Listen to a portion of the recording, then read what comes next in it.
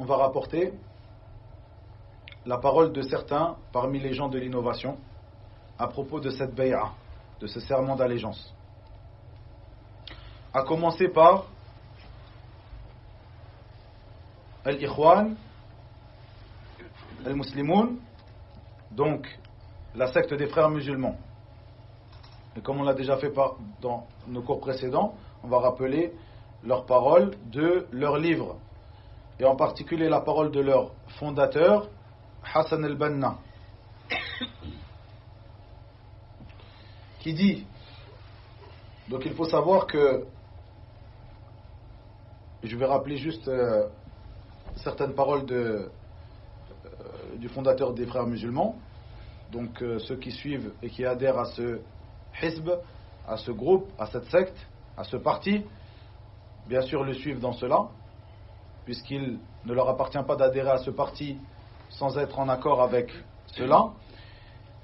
Et beaucoup de groupes qui sont venus après eux sont seulement des ramifications de ce groupe, comme par exemple le Sururiya ou le Qutbiya, ou ce que vous voyez, que vous entendez aujourd'hui qui s'appelle Daesh, etc., ne sont que des ramifications de la secte des frères musulmans, c'est-à-dire les Takfiriyoun ou les Khawarij de cette époque.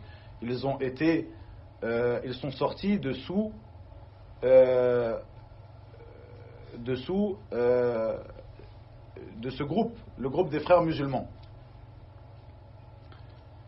Et on va rappeler simplement après, rapidement, la croyance de Jama'at al-Tablir à propos de Al-Bay'a, du pacte d'allégeance. Donc les frères musulmans, il faut savoir que parmi les fondements du hizb, du parti, le troisième fondement qu'a rappelé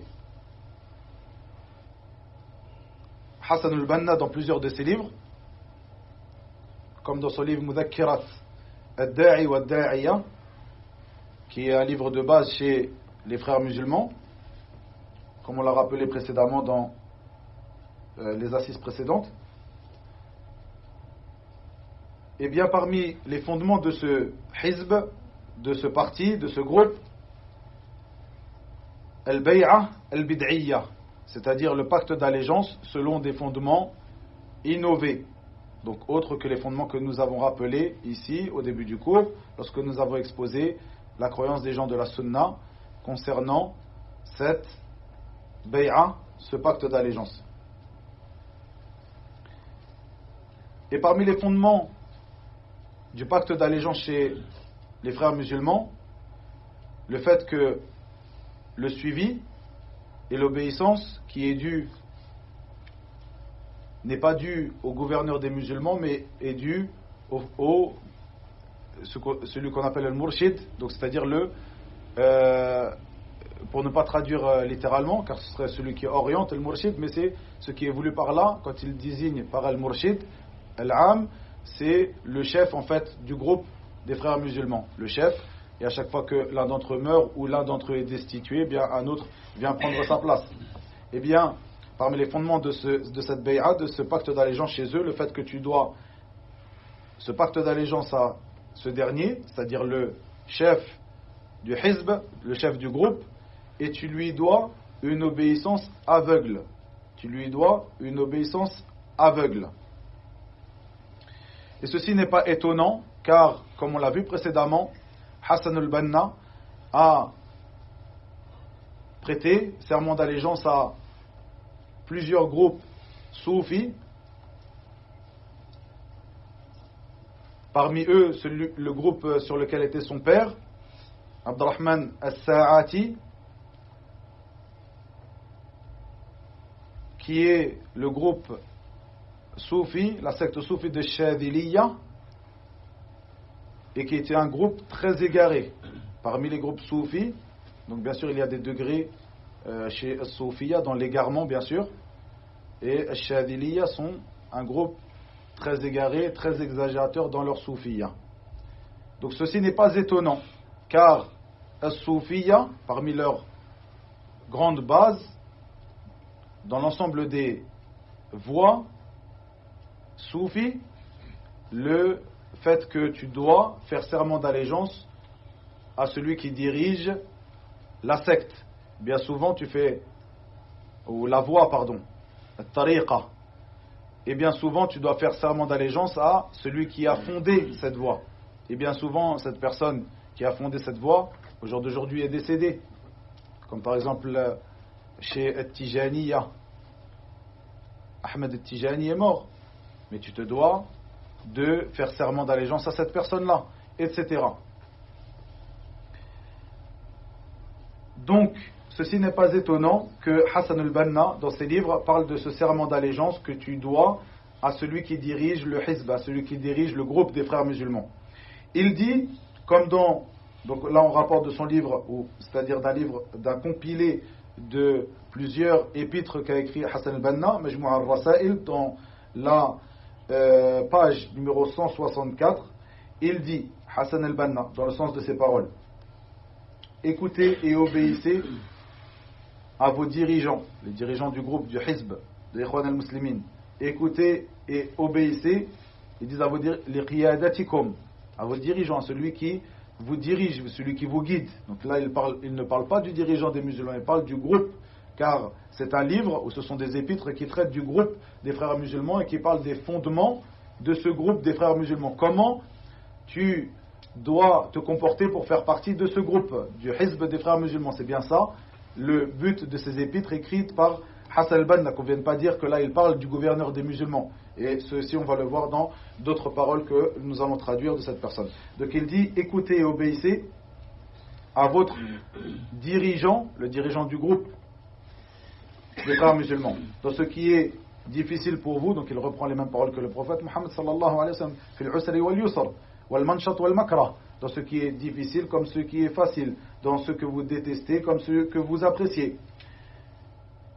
Puis il dit: car ceci est l'emblème de votre pensée, c'est-à-dire de votre voix. Quand il parle de la pensée, il parle de la voix des frères musulmans. Ceci est l'emblème de votre pensée, de la pensée des frères musulmans, de la voix des frères musulmans, le fait d'obéir aux dirigeants du groupe. Et ceci est, il termine sa parole en disant, ceci est la charnière qui vous lie les uns les autres, ou les uns aux autres.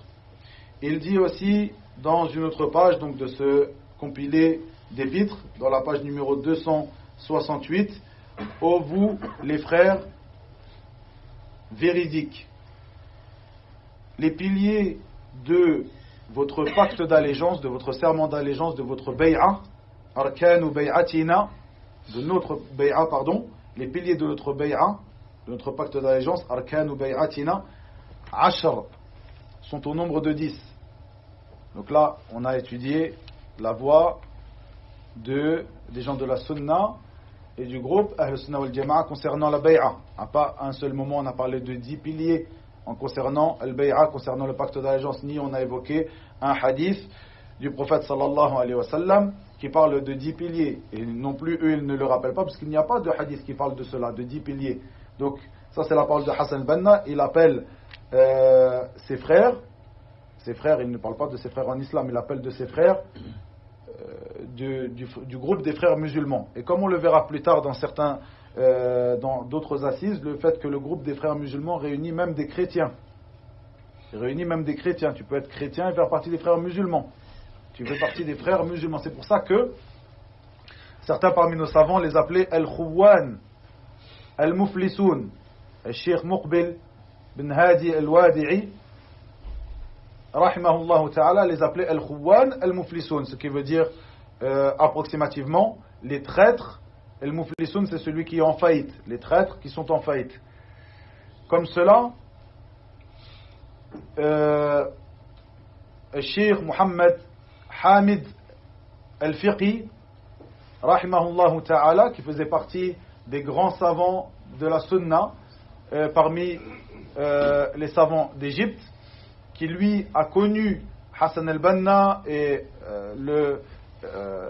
au moment où il a fondé le groupe des frères musulmans, lui il les appelait Al-Ikhwan Al-Misriyoun, les frères égyptiens, puisque Hassan al-Banna dans les fondements du Hizb ne met pas le fait, il appelait son Hizb, cette secte, les frères musulmans. Mais il ne met pas comme condition que tu sois musulman. Et on verra dans des cours futurs, Inch'Allah Ta'ala, le fait qu'il y a parmi les grandes personnalités de ce groupe, de cette secte, des chrétiens. Comme par exemple, et ça c'est une parole de Hassan al-Banna où il dit Akhouna, il parle de son frère, de ce frère, quel frère? De son frère en quoi? En islam? De son frère en Hizb, dans le parti, selon le groupe, il dit Akhouna al-Ustad Louis Farnous. Louis Farnous, c'était un chrétien égyptien. Donc il parle de son frère, c'est son frère en quoi? En islam? Non, selon le Hizb. Donc, pour revenir à sa parole, il dit ô vous mes frères, donc, là on sait qu'il appelle les frères du groupe, il dit ô vous mes frères qui sont véridiques, eh bien les fondements de notre bay'a, de notre serment d'allégeance sont au nombre de 10. Il dit, bon, il parle après de ces 10 fondements dont que je ne vais pas citer, donc il dit, ou je ne vais pas tous les citer, il dit al-fahm wal-ikhlas wal-amal wal-tadhiya wal-ta'a, etc. Donc la compréhension, la sincérité, le fait d'œuvrer, le fait de se sacrifier, etc., etc. Eh bien, comme le commentent certains de nos savants, cette parole de Cheikh, cette parole de Hassan al-Banna, donc certains de nos savants qui est ici notre Cheikh Khalid Abu Abdel A'la, Hafidahullah, où il dit, et ce serment, cette bay'a, ce serment d'allégeance, avec ces piliers-là, ces 10 piliers, sans aucun doute, demande que cette personne qui nous met cela en avant nous rapporte des preuves du livre d'Allah et de la sunna du prophète sallallahu alayhi wa sallam. Et comment pourrait-il le faire, car il n'y a pas de preuve du Coran et de la sunna. Donc vous voyez que ce serment d'allégeance n'est pas le serment d'allégeance qui est dû au gouverneur des musulmans, mais simplement celui qui est dû à celui qui dirige le hizb, qui dirige la secte des frères musulmans. Une dernière parole de Hassan al-Banna où il dit, comme dans ici, c'est une parole qui est rapportée du 16e numéro du journal officiel des frères musulmans. C'est-à-dire qu'ils avaient un journal officiel qui sortait toutes les semaines, comme on dit, voilà, hebdomadaire, un magazine en fait, un magazine des frères musulmans. Du mois d'octobre de l'année 1946, où il dit, il est obligatoire pour le frère, vous avez compris ce qu'il veut dire par le frère, lorsque vous écoutez un frère musulman qui dit le frère, l'akh, vous savez qu'il ne parle pas d'un frère en islam. Ce qui est obligatoire pour le frère, c'est de se préparer soi-même, de se préparer de la meilleure des manières à accepter et à répondre présent lorsque le dirigeant du groupe, al-qa'id, il parle al-qa'id, il ne parle pas al-amir, al-imam, al-ra'is, ce que vous voulez parmi ces expressions qui désignent le dirigeant des musulmans, al-malik. Non, là il dit al-qa'id, c'est-à-dire celui qui dirige le groupe des frères musulmans. Qu'il donc se prépare de la meilleure des manières à répondre à la demande de ce qa'id, de ce dirigeant du groupe, dans n'importe quelle chose qu'il te demande. Et ensuite il dit, car la da'wa demande que nous soyons des soldats qui obéissent à ceux qui les dirigent. Encore une fois, il utilise le mot qiyada. Al-qiyada, c'est-à-dire ceux qui dirigent ce groupe-là, le groupe des frères musulmans.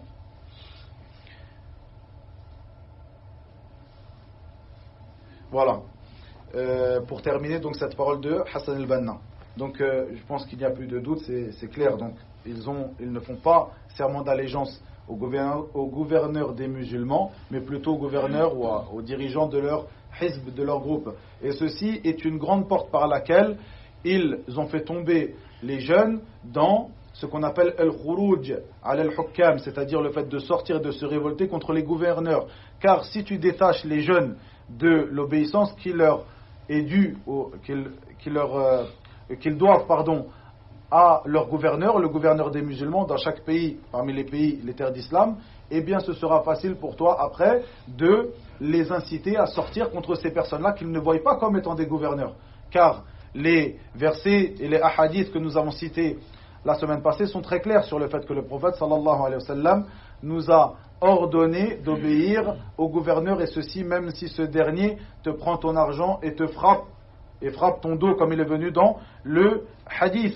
Mais si tu arrives à faire comprendre aux jeunes, si tu fais comprendre aux jeunes ce que tu veux, cette idée, le fait que ces gouverneurs, on ne leur doit pas obéissance, mais plutôt on doit obéissance à celui qui dirige le groupe, le hizb, eh bien il te sera facile après de les inciter à te révolter contre cette personne qui n'est pas pour lui, pour ce jeune-là, un gouverneur légitime.